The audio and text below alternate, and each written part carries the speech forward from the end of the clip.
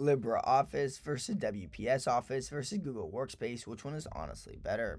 So some key features for each of these softwares is for LibreOffice, it's open source, offline, and file compatible. For WPS Office, it has a free plan, it's cross-platform, and it has cloud integration. For Google Workspace, it's cloud-based, integrated tools, collaboration, and paid subscription. Some pros though, for LibreOffice, it's free, open source, and works offline. For WPS Office, it's cross-platform with a feature-rich free version. Google Space is best for collaboration, real-time editing, and cloud-based work. Some cons though is for LibreOffice, it has no cloud integration and it requires manual updates. WPS Office has ads in the free version and limited cloud storage. Google Workspace has subscription-based and can be expensive for very small teams. So the final verdict is choose LibreOffice for a free offline solution. Choose WPS Office for cross-platform access with extra features, but choose Google Workspace for cloud-based collaboration and team productivity. Subscribe.